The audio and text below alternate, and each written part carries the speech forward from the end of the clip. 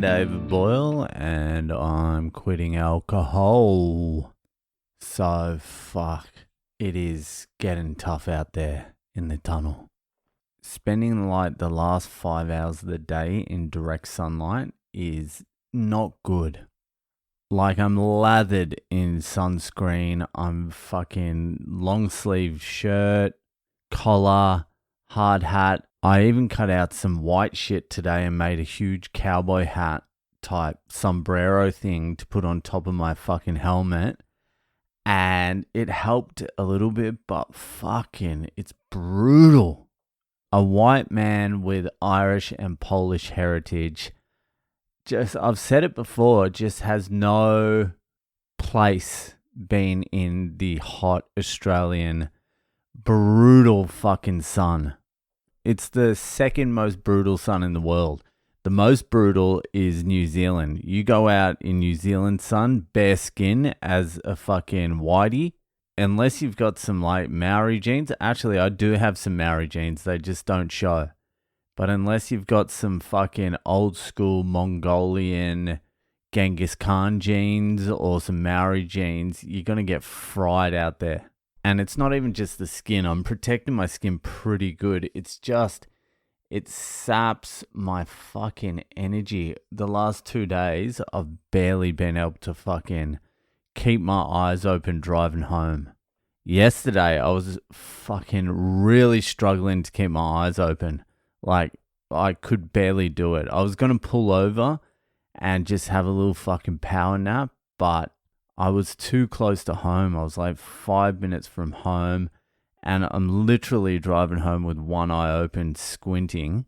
And then I get to the McDonald's near my place, and there was a red light, and I'm like, I'm just going to have a little fucking shut eye. I'm just going to close my eyes while this light's red. And I fully fell asleep. It was only for like maybe 15, 20 seconds or something, but I was out. And I woke up and the car in front of me had gone, and I was like, oh, fuck. And I just got home and I just lay out. And the same thing today, just got home, didn't turn the light on or anything, just straight on the couch, straight out. And I knew I had like 30 minutes before my wife and kids got back from jiu-jitsu. So I just fucking did it. Had a little fucking 5-minute nap.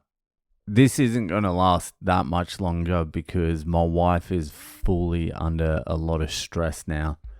Her work is hectic as well, but she gets to work from home like 2 or 3 days a week, which helps, but still, like, her work is also more important than my work, and she's doing all the other stuff. So she's not far from breaking point either. And I don't think I'm that far from breaking point either.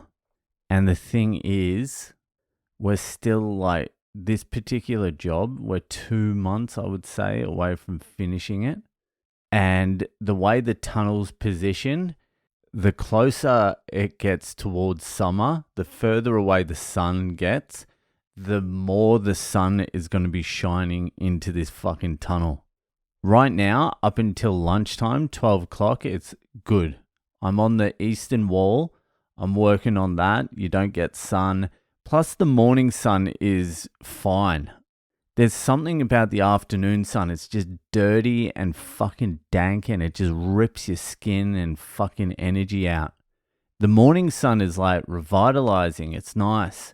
It's different UV light or something like that. I was out in it for a little bit this morning and that was fine. But that fucking dirty afternoon sun, once the sun passes over that eastern wall into the middle of the fucking tunnel, when we get back from lunch is at 12, get back at like 1-ish. And from 1-ish till the end of the day, it's just on. So fucking, and it's winter. It's still winter. It's not even spring until September. This is the middle of winter. Well, not the middle of winter. It's the end of winter, but Jesus Christ. That just means there's going to be a run of like 30, 40 degree days during spring. And then you've got summer. Fucking hell. I need to wrap this up. I need to wrap this phase of my life up pretty soon. The money's not worth it. And in the not too distant future, like me just fucking being out all the time, I mean physically and just mentally just wiped, the negatives are going to outweigh the positives. The only positive is there's more money coming in. My wife closed off one of the credits today, completely closed it off. So now there's 2 more bigger credits than that one to go. Plus the money I owe my mate. There's still some shit to do. Fucking hell. This is what it's like fucking working. This is the reality check I fucking needed. Do you know what I've been thinking? I've been thinking, fuck. If I worked this hard at anything else I'm doing, if I was writing this hard, if I was doing anything 72 to 80 hours a week, I would be a god at that. If I had that sort of work ethic in any other domain, I would be unstoppable. But for some reason, it's very hard to get me to fucking move unless you're giving me some money. And even still, I want to quit.